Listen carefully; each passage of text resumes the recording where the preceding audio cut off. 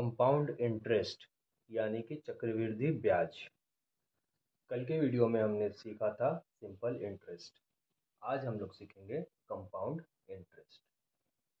तो चक्रवृद्धि ब्याज का मतलब होता है मूलधन के साथ साथ ब्याज के ऊपर ब्याज। इसको हम एक एग्जाम्पल से समझते हैं। 1000 रुपये पे 40% के रेट से 2 साल में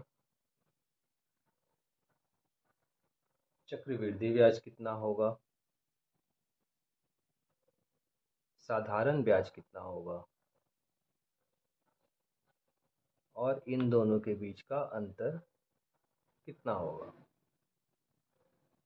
अक्सर हमसे ऐसे सवाल पूछे जाते हैं और हम इन तीनों सवाल का जवाब एक ट्रिक से करना सीखेंगे। तो आइए शुरू करते हैं इस एग्जाम्पल के साथ। तो 1000 रुपये पे 2 साल है तो 2 ब्रांच आएगा।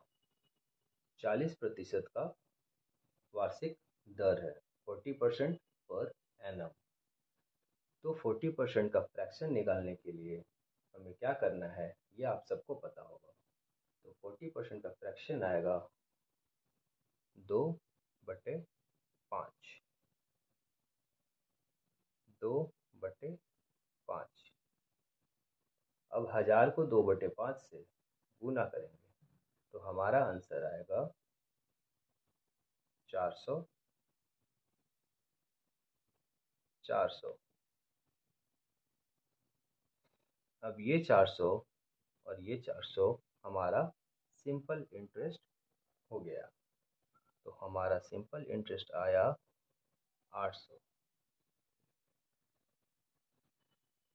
अब कंपाउंड इंटरेस्ट के बारे में जैसा कि हमने अभी सुना कि ब्याज के ऊपर भी ब्याज लगता है। 1000 रुपये पे पहले साल में 400 रुपये ब्याज बना, जो कि सिंपल इंटरेस्ट हुआ पहले साल का। अब अगर कंपाउंड इंटरेस्ट पहले साल का निकालना है तो कंपाउंड इंटरेस्ट और सिंपल इंटरेस्ट पहले साल का हमेशा बराबर होता है। तो कंपाउंड इंटरेस्ट और सिंपल इंटरेस्ट हमेशा पहले साल के लिए बराबर होता है। अब दूसरे साल में आने पे पहले तो मूलधन पे ब्याज लगेगा, यानी कि प्रिंसिपल अमाउंट पे जो इंटरेस्ट लगेगा वो आया दूसरे साल पे 400 रुपये। अब कंपाउंड इंटरेस्ट के लिए दूसरे साल में ये जो 400 का इंटरेस्ट है पहले साल का, इसके ऊपर भी इंटरेस्ट लगेगा। यानी हमें दूसरे साल का 400 का इंटरेस्ट निकालने के लिए इसको भी 2/5 से गुना करना होगा। तो ये आ जाएगा 160। अब हमारा कंपाउंड इंटरेस्ट 2 साल का आ गया 400 प्लस 400 प्लस 160 यानी कि 960। और तीसरा सवाल है हमसे इन दोनों के बीच का अंतर। तो ये हो गया हमारा सिंपल इंटरेस्ट, ये पूरा हो गया हमारा कंपाउंड इंटरेस्ट और ये 160 हो गया इन तीनों के बीच का अंतर। अगर हम CI माइनस SI करते हैं तो 960 माइनस 800 बराबर 160 आंसर।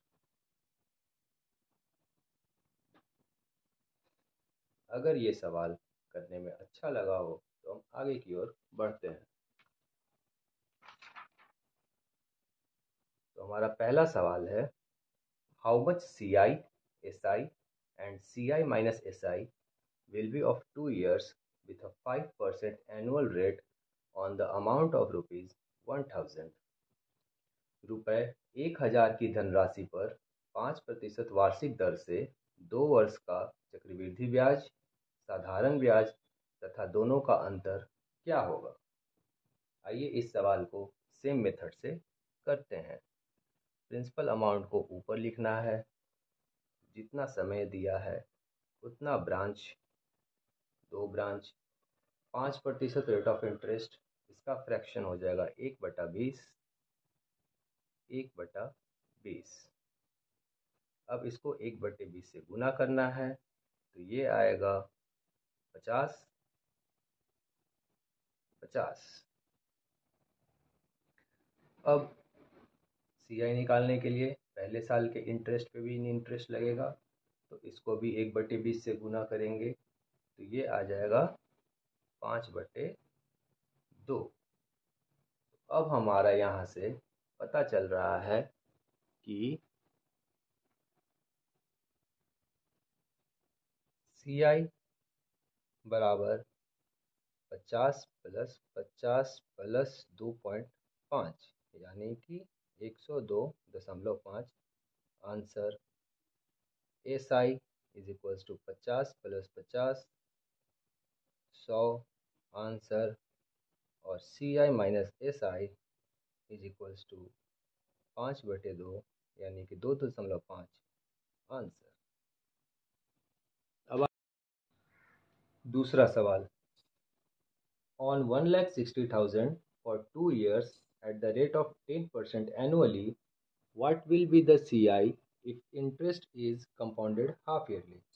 रुपए 1,60,000 का 2 वर्ष में 10% वार्षिक दर से 6 माही चक्रवृद्धि ब्याज कितना होगा? अब इसमें हमसे पूछा है कि रेट ऑफ इंटरेस्ट 10% वार्षिक दर है, लेकिन 6 माही चक्रवृद्धि ब्याज हमें निकालना है। तो एक साल में 2 6 माही आता है, ये आप सभी को पता होगा। एक साल में 2 6 माही आता है, और ये 10% 12 महीने का रेट ऑफ इंटरेस्ट है। तो 6 महीने का रेट ऑफ इंटरेस्ट निकालने के लिए 6×2 = 12 होता है, यानी 12 का आधा है 6, तो रेट ऑफ इंटरेस्ट को भी हम आधा कर लेंगे। तो रेट ऑफ इंटरेस्ट हमारा आ जाएगा 5% प्रति 6 माही, और 5% का फ्रैक्शन होता है 1/20, तो 1/20 कर लेंगे। 4 ब्रांच हो जाएगा, क्योंकि 2 साल में 4 6 माही होता है। 2 साल में 4 6 माही, तो 4 ब्रांच।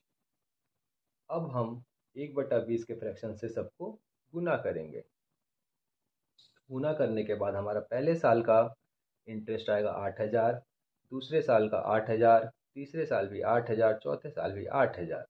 ये हो गया हमारा चारों सिंपल इंटरेस्ट, लेकिन हमें निकालना है कंपाउंड इंटरेस्ट।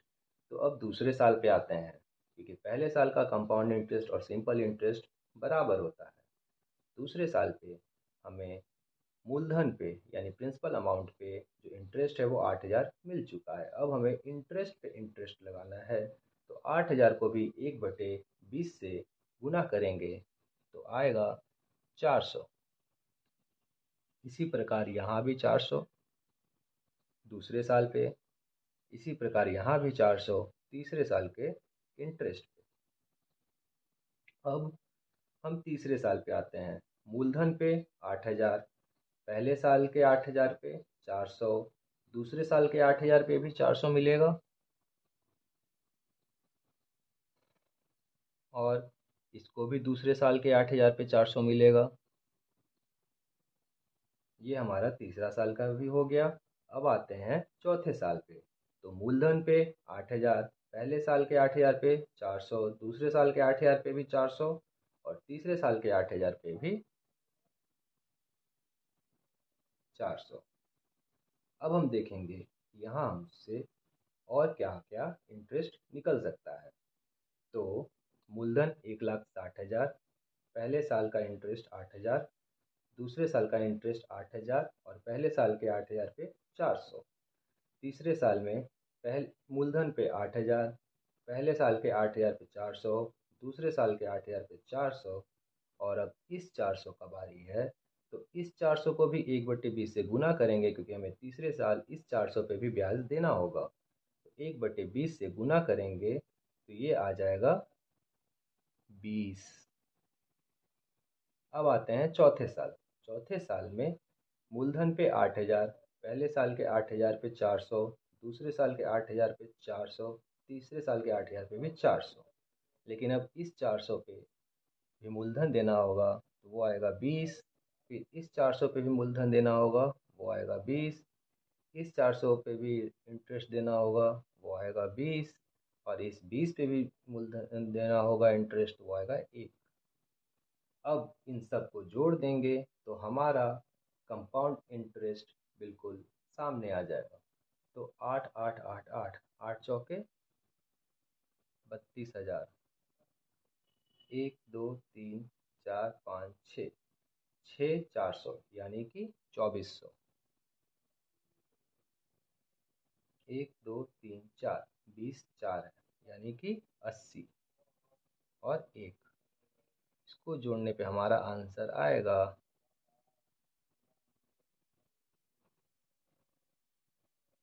34481। आंसर।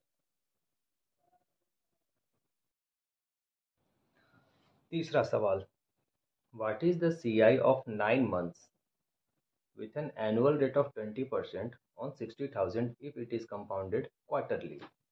अगर 16,000 का 20% वार्षिक दर से 9 माह का चक्रवृद्धि ब्याज कितना होगा जब ब्याज त्रैमासिक संयोजित हो? अब त्रैमासिक यानी कि क्वार्टरली का मतलब क्या होता है? क्वार्टरली होता है 3 महीना। 3 महीना एक साल में कितने बार आता है? 4 बार। 3 चौके 12। रेट ऑफ इंटरेस्ट क्वार्टरली हो रहा है और है 20%। तो 3 महीना साल भर का कितना भाग है? 1/4। 3 महीना साल भर का कितना भाग है? तो 1/4। 3/12 1/4। इसी 1/4 को रेट ऑफ इंटरेस्ट से हम निकल मल्टीप्लाई करेंगे तो हमारा 3 महीने का रेट ऑफ इंटरेस्ट आ जाएगा 5%।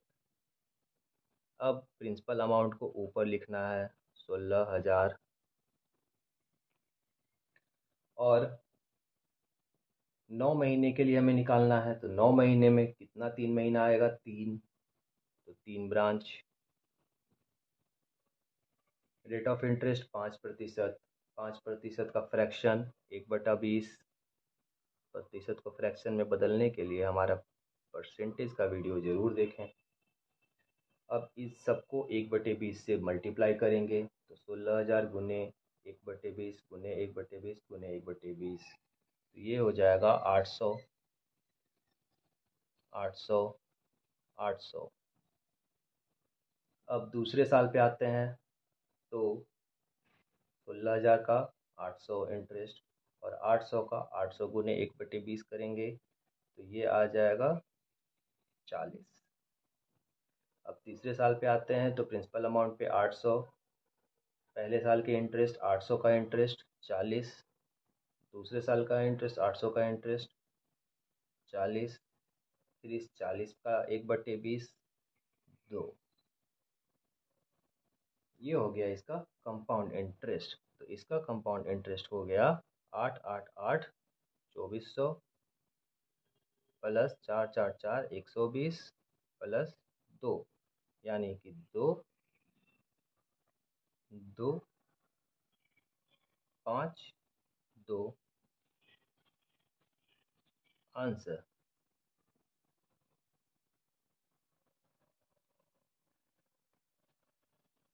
अब हम आते हैं चौथे सवाल की ओर। तो हमारा चौथा सवाल है, at the rate of 12% for 1.5 year on 1,25,000, how much CI will be charge if the interest is compounded half yearly? 12% वार्षिक दर से 1.5 वर्ष में 1,25,000 पर कितना चक्रवृद्धि ब्याज बनेगा यदि ब्याज अर्धवार्षिक रूप से संयोजित होगा? तो अर्धवार्षिक यानी कि हाफ ईयरली। तो एक साल में कितने हाफ ईयर? 2 half year. 6 दूनी 12। रेट ऑफ इंटरेस्ट क्या है? 12%। वार्षिक दर है 12% पर एनम। तो 6 महीने का रेट ऑफ इंटरेस्ट 12/2। 6 महीने का रेट ऑफ इंटरेस्ट 6 मंथ का रेट ऑफ इंटरेस्ट 12/2 6%। अब हम अपने ट्रिक मेथड से इस प्रॉब्लम को सॉल्व करेंगे। 1,25,000 और हमें समय दिया गया है 1.5 साल। 1.5 साल में कितने हाफ ईयर होंगे? 3 हाफ ईयर होंगे। 6 6 6। तो 3 ब्रांच बना लेंगे। अब 6% का फ्रैक्शन होता है 3/50।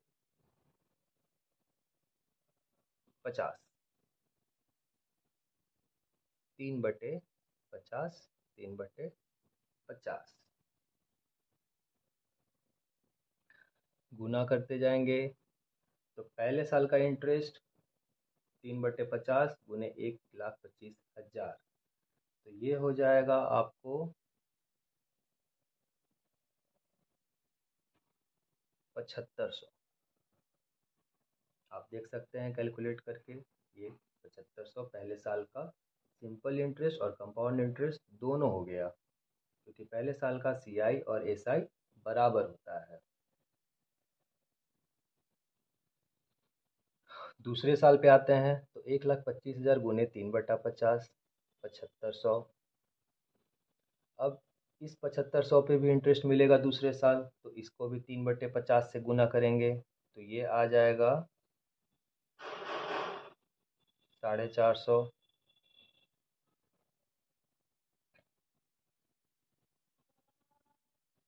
तीसरे साल 1,25,000 का इंटरेस्ट 7500, इस 7500 का इंटरेस्ट 450, इस 7500 का इंटरेस्ट 450 और इस 450 का इंटरेस्ट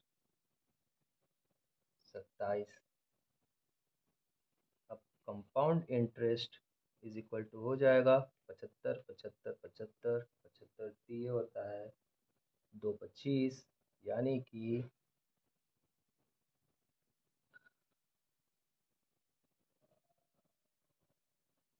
ये प्लस 1 2 3 प्लस 27। इसको हम ऐसे भी लिख सकते हैं 22,500 प्लस 1,350 प्लस 27। अब इसको हम लिख सकते हैं 7 7